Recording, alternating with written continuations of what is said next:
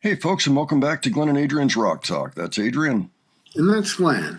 And today we're returning to Love Bites. We decided we wanted to look at the last song that we have not seen yet on the Love Bites EP, their original first debut release. So there's 4 songs on it. The last song is The Apocalypse.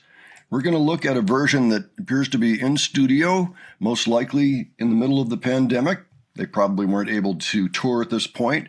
We've seen one other song from this same setting. It was the Halloween cover, Eagle Fly Free, which we really loved. So we think that this is probably going to be a good place to be checking this song out. Yeah, we had just recently looked at one of the other songs, Bravehearted, which was one of the few that Haruna actually wrote the music and the lyrics and brought into the band. So The Apocalypse was brought in by Miho, and looks to me like she also collaborated with Mao, one of their outside collaborators that did a lot of work with them, particularly early on, and maybe once in a while still shows up in the credits for songwriting. So looking forward to this. Adrian, do you have any thoughts ahead before we look at this? I'm just looking forward to another history lesson with Love Bites. Okay, well, let's go ahead, check it out, and we will talk about it afterwards. Alrighty.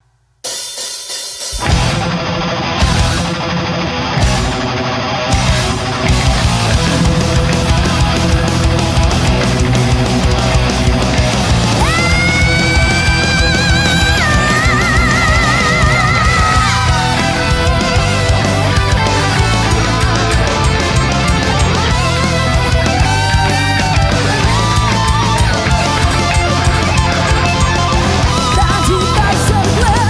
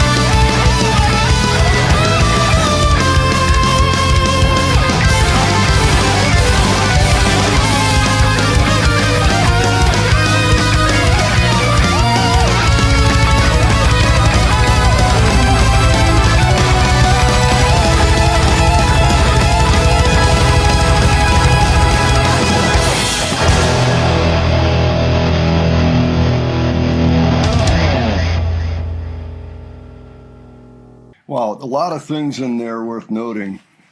Keyboards that were not actually being played at the time, that's okay. They were probably added later.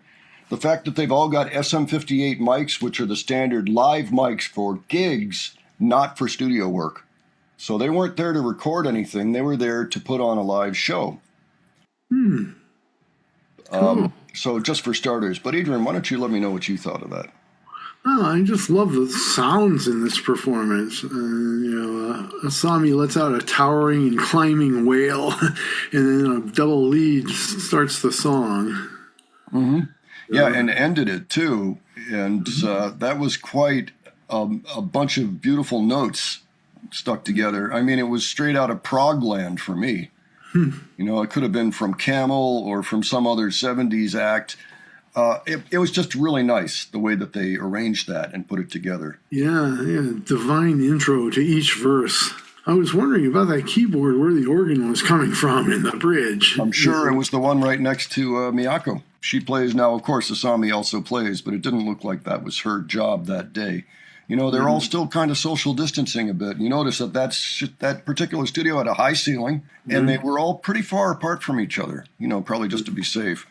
For all we know, they were working together anyway during the pandemic, and so it was okay for them to be within their own bubble, because they certainly took that very seriously in Japan. Miho had on the Ride the Lightning Metallica shirt, which seemed to be the perfect thing to wear for this song because there were chunks of it, like the bridge and everything, that sounded like they could have been picked up out of a Metallica,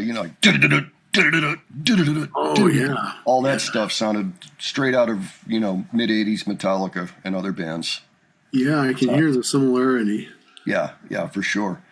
I also wonder if the band has played this since Miho left the band, which would have been 2021. I'm not sure if they have. If anybody knows, you can tell us. My guess is no, but who's to say? Because it was also written by Mao, so perhaps it's okay. Or maybe she gave her blessing. She was also the principal writer for Don't Bite the Dust, which I think we may have seen a little bit later on. Yeah, I have questions about these 4 songs in particular. I think they were all re-recorded for Awakening from Abyss. It seems to have the title that we would come to expect for Love Bites, another battle happening. Because after all, it's the apocalypse. You got to do something, right? And start, pails of water or something. I don't know what you do for that. But Into battle. Haruna ain't messing around, neither are Miyako and Midori. Really fast tempo, and then you get the leads and then the double leads. Oh yeah, we have a headbanging Steve Harris of our own and on bass in Niho. Yep, she's like, I wrote this. So let's go over some of the words because I pulled them up, and they are exactly what you might have expected. Blinded by a sudden glare, like from the Rockets, like a blaze in the underworld. I know it's a U.S. reference, but still. Like a blaze in the underworld, the red sky keeps on falling. So there's stuff going on. There's like bombing happening. No one there left alive. No one. You have your back against the wall. Run away to the underground. That's the sign of a downfall. Nothing can live here anymore. So yes, the city's falling apart. Warning: everything changing of the world, everything burning up, turned to ashes. The end of days are here. There's no going back. Call my name if you want to live in salvation, because the innocence we had will never, ever be found. Call my name if you want to die in tranquility. I will give you everything that I have in return for your life. So that's essentially the lesson of this song. Like, look out! The sky is falling. We're screwed, but come on over here and we'll end together, kind of the thing. So many of their songs are like that, Hey, they've got their niche. They know what it is, and they do it well. So I'm really glad we took time to take a look at that one today. I feel like our early journey into the early Love Bites days is complete now. Did you notice Midori using a slide? Yeah, she came out with the slide. That was great. I think that's the first time I saw her use a slide. Yeah, like I say, I don't see her play it that often, so I couldn't say for sure when the last time was that I saw it. It wouldn't surprise me if we have seen it before, but we certainly don't see it every day. Right. No idea. Maybe our audience can tell us more about that. Folks, why don't you let us know what you thought of this video? And if you know of particular instances in songs where Midori is using a slide, why don't you leave those songs below for us. We'll make sure that they've been checked off our list. And anything else that you want to add having to do with this particular performance, middle of COVID, or the song itself, its origins, maybe Miho was in another band beforehand. You could tell us about that. That would be great. We like hearing about those things. That's where Haruna's song came from. She had a band just previous to Love Bites. It makes perfect sense. I mean, they're all accomplished musicians going into the band, so wonderful thing. But yeah, leave those thoughts. And if you enjoyed this video, please give it a like. And if you enjoyed the presentation, please subscribe. Okay? Thanks so much for joining us today. We will catch you on the next one. Take care, folks. See you all later.